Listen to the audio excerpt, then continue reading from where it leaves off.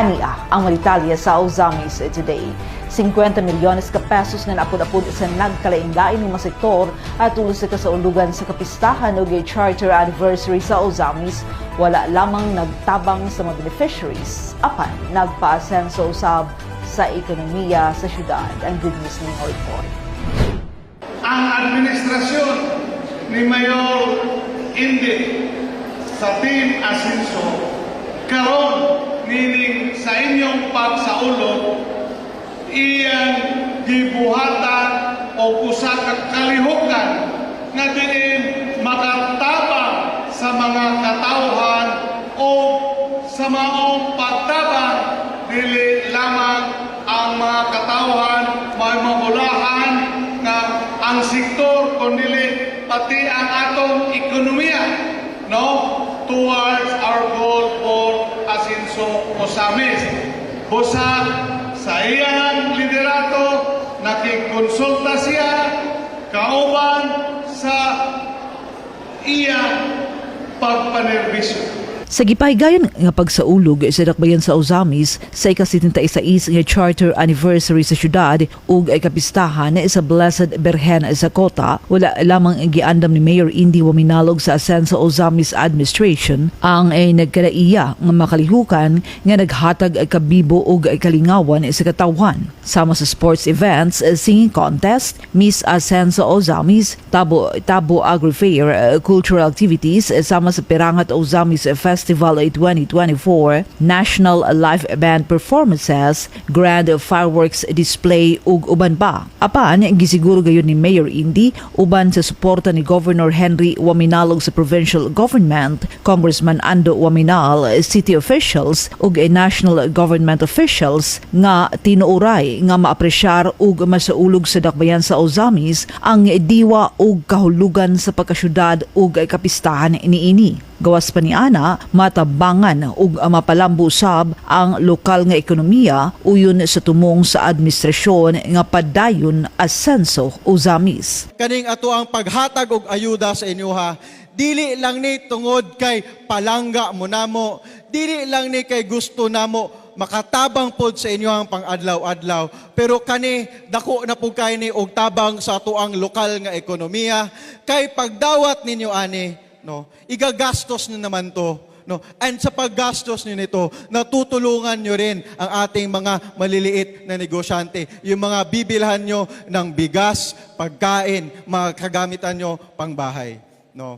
In fact, during the duration of our fiesta celebrations, hindi liliit sa 50 million pesos ang ibibigay natin mga ayuda and allowances sa mga different sectors.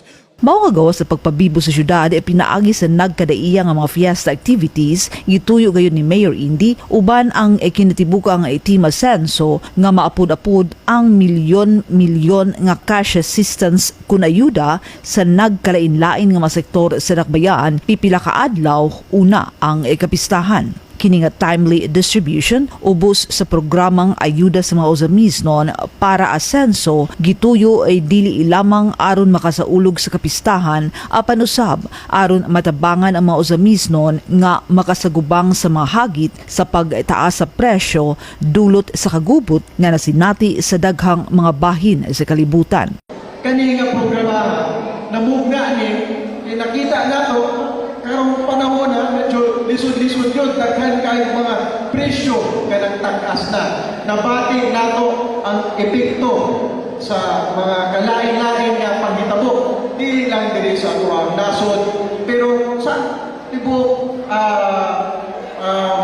the whole world, tungod anang mga gera, taas man ang presyo sa krudo, pagtaas sa presyo sa krudo, madamay na din ang presyo sa uban mga kailangan na ito kalipunod. Kaon, rice, mga basic necessities na ito.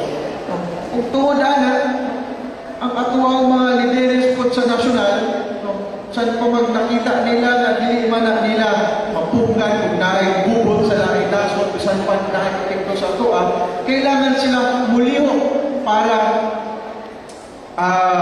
matabangan, para minus-minusan ang epekto aning mga panghitabo sa atuwa na nagresulta sa pagtaas sa mga presyo.